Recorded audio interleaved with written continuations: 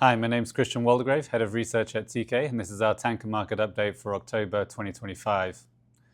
Now, last time we did an update back in June, we talked about how the second half of the year might see some tailwinds in the form of higher oil production and therefore higher seaborne crude trade volumes. And that's exactly what we've seen in the last month or two. Now, that higher oil production has come from both OPEC and non-OPEC sources. Starting with OPEC, we've seen that OPEC through the course of this year has been unwinding some of the supply cuts that have been in place since 2023. So they started by unwinding 2.2 million barrels a day of cuts that had been in place since November 23. And they originally had planned to do that over the course of 18 months, starting in April this year. But they decided to really accelerate the timeline on that. And they completed that unwind by this September. So they did it over the course of 6 months rather than 18 months. Now, subsequently, they've moved on to the unwind of 1.65 million barrels a day of cuts that have been in place since April 23. And they're going to do that over the course of the next 12 months. So at a bit of a slower pace than the previous unwind. But the net of that is that OPEC Plus has increased its production quite substantially over the past 6 months or so. Now, over the summer months, that didn't really translate into seaborne crude trade volumes. Because during the summer, a lot of the Middle Eastern countries, especially Saudi Arabia, consumes more oil domestically for use in power generation, so they keep more oil at home versus exporting it. But as we're coming past the summer now, we're starting to see more of that oil coming into exports. In fact, if we look at the Middle East countries that are part of that OPEC Plus group, excluding Iran, which is sanctioned, so if we look at Saudi Arabia, UAE, Kuwait, and Iraq, their oil exports are up by about 1 million barrels a day over the past month or two. So we are starting to see a lot more cargoes coming from the Middle East. In fact, the exports there are probably the highest now in about 2 years. And then we've also seen a higher production from non-OPEC countries as well, particularly in the Americas and in South America. We've seen rising supply from Brazil and Guyana as they've brought new FPSOs online through the course of this year. So looking at September and looking at the trade data, we see that seaborne crude trade volumes have exceeded 45 million barrels a day in September, which is about 2 million barrels a day higher than it was in June, and is actually the second highest on record. You have to go all the way back to April 2020 when Saudi Arabia and Russia were engaged in a price war and producing as much oil as they could. That was the last time we saw seaborne crude trade volumes this high. And that's really what's underpinning the strong tanker rates that we've seen recently, is the fact that there's a lot of oil on the water and export volumes are very high. We've also seen in the last month or two an increase in voyage lengths. During September, the price arbitrage between the Atlantic and Asia was open, so that meant a lot more oil was moving from west to east. Particularly on the VLCCs. So we saw some strong loadings out of the US Gulf and South America and West Africa heading east on VLCCs. So that really improved the VLCC rates in particular. VLCC rates doubled in September to a 2-year high. And it's the first time in quite a while that we've seen the market structure revert to kind of a typical market structure whereby the Vs have been the highest earning asset class, followed by the Suezmaxes and then the Aframaxes. It was a little bit turned on its head for the last 2 or 3 years because of the trade disruption caused by Russia's invasion of Ukraine. But now I think with some of the Middle East production coming back and some of the Atlantic volumes moving long haul, that's really boosted the Vs, which in turn has also then picked up the Suezmax rates as well. So we're in a really good position here at the start of Q4.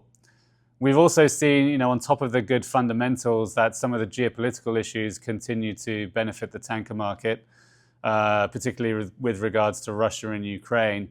So in the last few weeks and months, we've seen an increase in Ukrainian attacks on Russian energy infrastructure.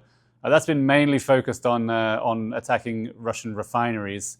So during August and September, we've seen upwards of 500,000 barrels a day of Russian refining capacity offline. And that has helped the product market a bit because it's tightened product supply to the global market and it's kept refining margins strong in the Atlantic. And so we're having to see large inflows of diesel, for example, coming from the east into the Atlantic, which is helping the product tanker market. We also have seen some attacks on some of the crude oil infrastructure. For example, there was an attack on the port of Primorsk in the Baltic Sea last month. However, that hasn't really slowed down Russian crude oil exports just yet. If anything, with Russian refineries being offline, we've seen Russian crude oil exports actually coming up in the last month or two. So it's keeping the dark fleet very busy. But there is a chance that in the future we could see Ukrainian attacks extending more to pipelines and port infrastructure, which might disrupt some of those Russian volumes. We've also seen some action on the sort of tariff front. The EU has introduced a new price cap on Russian crude. So previously, the price cap was $60 a barrel. That's now come down to $47.60. So the idea there is just to restrict the amount of money that Russia's making off its oil sales. What we've also seen is now some pressure coming on the buyers of Russian crude as well. So the United States has put an additional tariff on India. So it has base tariffs of 25%, but they put an additional 25% tariff on India to try to discourage it from buying Russian oil. That means in the last month or two, we have seen some Indian buyers looking to diversify their crude oil imports. So taking a bit less from Russia and a bit more from, say, the Middle East or from the Atlantic Basin, which is moving on the non-sanctioned fleet. So that's been helping the market as well, although India is still buying quite large volumes of Russian oil. But we understand that the next EU sanctions package as well might start going after Indian refiners and possibly Chinese buyers of Russian crude as well. So there is a chance that we might see the US and Europe starting to increase the sanctions and put more pressure not just on Russia and on the fleet of ships which services Russian oil trade, but on the buyers of Russian crude as well. So again, if that starts to impact the buying of Russian crude, it might push more trade onto non-sanctioned trades using the non-sanctioned fleet as well, which would be positive for tankers. So what that means for the market going into Q4 is I think we're in a very positive point in the cycle here. We do expect trade volumes to continue to increase through the course of Q4. We should see more OPEC production coming online and more Middle East exports as the cuts unwind. And again, more supply from the Atlantic Basin as well. So we think that crude trade volumes will continue to rise towards the back end of the year. And from a macro kind of oil market perspective as well, what we're seeing is that oil production is growing at a faster rate than oil demand. Now, oil demand has held up pretty well considering some of the economic uncertainty this year with regards to tariffs and trade barriers. But the supply side of the oil market has been increasing at a faster pace. So we are starting to see now that there's surplus crude oil production, which is having to flow into inventories. And probably over the next few weeks and months, we'll see that shore-based inventories should start to fill, not just in China, which they have been filling through the course of the year, but in Europe and North America, I think we'll start to see inventories start to rise as we go towards the end of the year.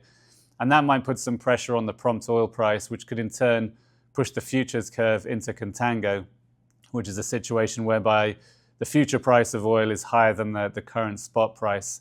And a contango market is usually positive for tankers because it does encourage more stockpiling and more inefficiency in the supply chain.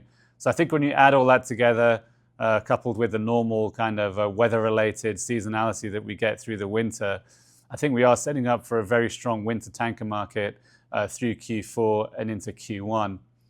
Beyond that, once we go into the rest of 2026, I think there's a little bit more uncertainty on what's going to happen. Geopolitics is for sure going to play a big part in the direction of the market next year. What happens with the Russia-Ukraine conflict? Will that get resolved? Or if not, will we see tighter sanctions? What will happen in the Middle East? Will that cause any change to transits through the Red Sea? And what will OPEC do if inventories do start to fill and we see some softer oil prices? Will we see OPEC return to some supply cuts at some point next year? Next year, we'll also see an increase in newbuild deliveries as the order book starts to come through, and that will continue into 2027 as well. So there are a number of factors there that just cause a little bit more uncertainty as we go through kind of the medium term. But as we've highlighted a few times before, I think the positive aspect of the fleet supply side is that we've had very little scrapping or fleet removals over the last 3 years. So we've got this rapidly aging tanker fleet, which is now has the highest average fleet age in 25 years. And we've got this big pool of old ships, a lot of which are servicing the dark fleet now. But those ships obviously can't trade on forever. And so I think at some point over the next few months and years here, we're going to see a lot of those older ships. Well, they can't trade forever. They'll have to exit the fleet at some point. And the pool of old ships, which is ready to be retired, is bigger than the current order book. So, in the near term, we might see some pressure on the tanker market as that order book starts to deliver. But if we look at it from a big picture perspective, I think any kind of downturn in the tanker market, whenever it comes, will be relatively short-lived compared to prior downturns, just because there's a lot of tonnage that can be moved out, which will allow the market to self-correct. But certainly, we're coming from a position of strength this winter, and a lot will just depend on how a lot of these macro and geopolitical factors play out as we move into the next year or two. So that's our update on the tanker market, and we'll speak to you again next quarter.